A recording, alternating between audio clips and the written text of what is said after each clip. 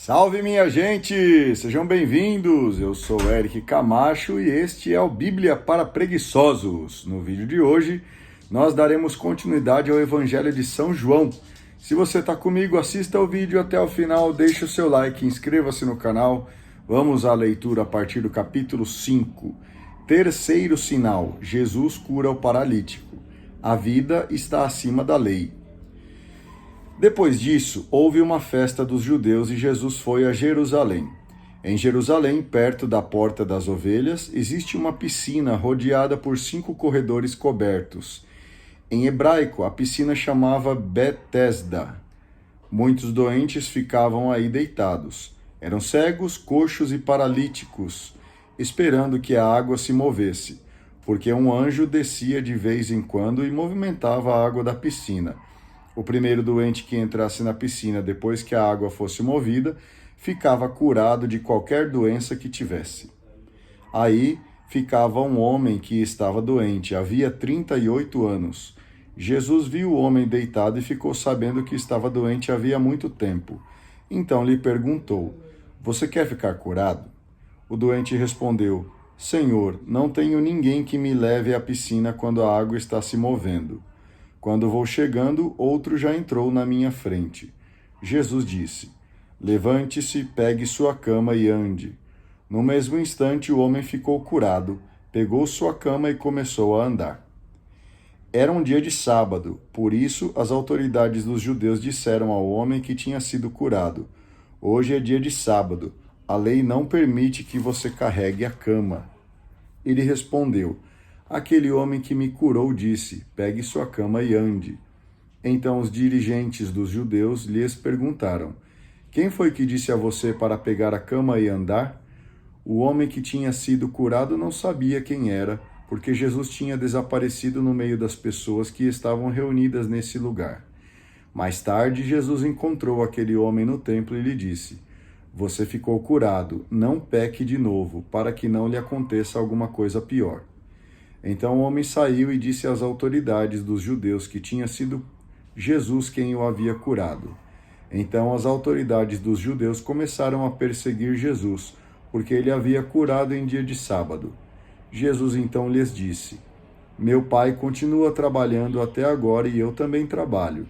Por isso as autoridades dos judeus tinham mais vontade ainda de matar Jesus, porque além de violar a lei do sábado, chegava até a dizer que Deus era o seu Pai, fazendo-se assim igual a Deus. Jesus dá vida a quem está morto. Então Jesus disse às autoridades dos judeus: "Eu garanto a vocês, o filho não pode fazer nada por sua própria conta. Ele faz apenas o que vê o Pai de fazer. O que o Pai faz, o filho também faz. O Pai ama o Filho e lhe mostra tudo o que ele mesmo faz.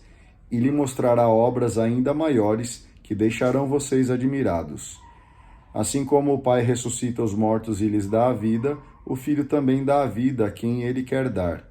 O Pai não julga ninguém. Ele deu ao Filho todo o poder de julgar, para que todos honrem o Filho da mesma forma que honram o Pai. Quem não honra o Filho também não honra o Pai que o enviou. Eu garanto a vocês, quem ouve a minha palavra e acredita naquele que me enviou, possui vida eterna. Não será condenado porque já passou da morte para a vida. Eu garanto a vocês, está chegando, ou melhor, já chegou a hora em que os mortos ouvirão a voz do Filho de Deus. Aqueles que ouvirem sua voz terão a vida, porque assim como o Pai possui a vida em si mesmo, do mesmo modo ele concedeu ao Filho possuir a vida em si mesmo. Além disso, ele deu ao Filho o poder de julgar, porque é filho do homem. Não fiquem admirados com isso, porque vai chegar a hora em que todos os mortos que estão nos túmulos ouvirão a voz do Filho, e sairão dos túmulos. Aqueles que fizeram o bem vão ressuscitar para a vida. Os que praticaram o mal vão ressuscitar para a condenação. Eu não posso fazer nada por mim mesmo. Eu julgo conforme o que escuto, e o meu julgamento é justo, porque não procuro fazer a minha vontade, e sim a vontade daquele que me enviou. Testemunhas em favor de Jesus. Se eu dou testemunho de mim mesmo, meu testemunho não vale. Mas há outro que dá testemunho de mim, e eu sei que o testemunho que ele dá de mim é válido. Vocês mandaram mensageiros a João, e ele deu testemunho da verdade. Eu não preciso de testemunho de um homem, mas falo isso para que vocês sejam salvos. João era uma lâmpada que estava acesa e iluminava. Vocês quiseram se alegrar com a sua luz, mas eu tenho um testemunho maior que o de João. São as obras que o Pai me concedeu realizar. As obras que eu faço dão testemunho de mim, mostrando que o Pai me enviou. E o Pai, que me enviou, deu testemunho a meu favor. Vocês nunca ouviram a voz dele, nem viram a sua face. Desse modo, a palavra dele não permanece em vocês, porque vocês não acreditam naquele que ele enviou. Vocês vivem estudando as Escrituras, pensando que vão encontrar nelas vida eterna. No entanto, as Escrituras dão testemunho de mim, mas vocês não querem vir a mim para terem vida. Eu não aceito elogios dos homens. Quanto a vocês, eu já os conheço muito bem. O amor de Deus não está dentro de vocês. Eu vim em nome do meu Pai e vocês não me receberam. Mas se outro vem em seu próprio nome, vocês o receberão. Como é que vocês poderão acreditar, se vivem elogiando uns aos outros e não buscam a glória que vem do Deus único? Não pensem que eu vou acusar vocês diante do Pai. Já existe alguém que os acusa. É Moisés, no qual vocês põem sua esperança. Se vocês acreditassem mesmo em Moisés, também acreditariam em mim, porque foi a respeito de mim que Moisés escreveu. Mas se vocês não acreditam naquilo que ele escreveu, como irão acreditar nas minhas palavras? Quarto sinal, a partilha dos pães. Capítulo 6. Jesus sacia a fome do povo. Depois disso, Jesus foi para a outra margem do mar da Galileia, também chamado Tiberíades. Uma grande multidão seguia Jesus, porque as pessoas viram os sinais que ele fazia curando os doentes. Jesus subiu a montanha e sentou-se aí com seus discípulos. Estava próxima a Páscoa, festa dos judeus. Jesus ergueu os olhos e viu uma grande multidão que vinha ao seu encontro. Então Jesus disse a Filipe: Onde vamos comprar pão para eles comerem? Jesus falou assim para testar Filipe, pois sabia muito bem o que ia fazer. Filipe respondeu: Nem meio ano de salário bastaria para dar um pedaço para cada um. Um discípulo de Jesus, André, o irmão de Simão Pedro, disse: Aqui há um rapaz que tem 5 pães de cevada e 2 peixes. Mas o que é isso para tanta gente?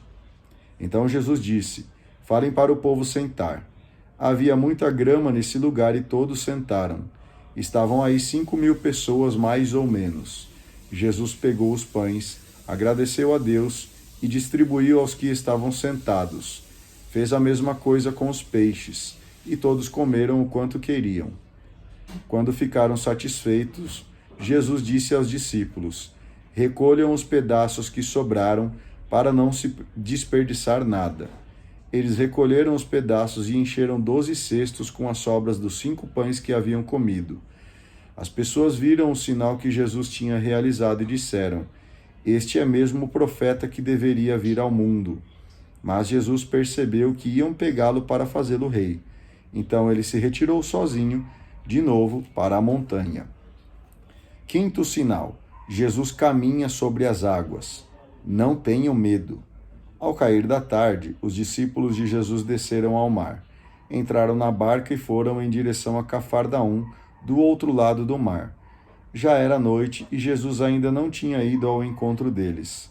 Soprava vento forte e o mar estava agitado. Os discípulos tinham remado mais ou menos 5 ou 6 quilômetros, quando viram Jesus andando sobre as águas e aproximando-se da barca. Então ficaram com medo, mas Jesus disse: Sou eu, não tenham medo. Eles quiseram recolher Jesus na barca, mas nesse instante a barca chegou à margem para onde estavam indo. Deus dá um pão que sustenta para sempre. No dia seguinte, a multidão que tinha ficado do outro lado do mar viu que aí havia só uma barca. Viu também que Jesus não tinha subido na barca com os discípulos e que eles tinham ido sozinhos. Então chegaram outras barcas de Tiberíades, perto do lugar onde eles tinham comido o pão, depois que o Senhor agradeceu a Deus. Quando a multidão viu que nem Jesus nem os discípulos estavam aí, as pessoas subiram nas barcas e foram procurar Jesus em Cafarnaum. Quando encontraram Jesus no outro lado do lago, perguntaram: Rabi, quando chegaste aqui? Jesus respondeu: Eu garanto a vocês, vocês estão me procurando, não porque viram sinais, mas porque comeram os pães e ficaram satisfeitos. Não trabalhem pelo alimento que se estraga, trabalhem pelo alimento que dura para a vida eterna. É este alimento que o Filho do Homem dará a vocês, porque foi ele quem Deus Pai marcou com seu selo. Então eles perguntaram: O que é que devemos fazer para realizar as obras de Deus? Jesus respondeu: A obra de Deus é que vocês acreditem naquele que ele enviou. Eles perguntaram: Que sinal realizas para que possamos ver e acreditar em ti? Qual é a tua obra? Nossos pais comeram o maná no deserto, como diz a Escritura. Ele deu-lhes um pão que veio do céu. Jesus respondeu: Eu garanto a vocês, Moisés não deu para vocês o pão que veio do céu. É o meu Pai quem dá para vocês o verdadeiro pão que vem do céu, porque o pão de Deus é aquele que desce do céu e dá vida ao mundo. Então eles pediram: Senhor, dá-nos sempre desse pão. Jesus é o pão da vida. Jesus disse: Eu sou o pão da vida. Quem vem a mim não terá mais fome, e quem acredita em mim nunca mais terá sede. Eu já disse: Vocês me viram e não acreditaram. Todos aqueles que o Pai me dá virão a mim. Todos aqueles que o Pai me dá virão a mim. Isso mesmo. E eu nunca rejeitarei aquele que vem a mim, pois eu desci do céu, não para fazer a minha própria vontade, e sim para fazer a vontade daquele que me enviou. E a vontade daquele que me enviou é esta: que eu não perca nenhum daqueles que ele me deu, mas que eu os ressuscite no último dia. Esta é a vontade do meu Pai, que todo homem que vê o Filho e nele acredita tenha vida eterna, e eu o ressuscitarei no último dia. As autoridades dos judeus começaram a criticar, porque Jesus tinha dito: Eu sou o pão que desceu do céu. E comentavam: Esse Jesus não é o filho de José? Nós conhecemos o pai e a mãe dele. Como é que ele diz que desceu do céu? Jesus respondeu: Parem de criticar.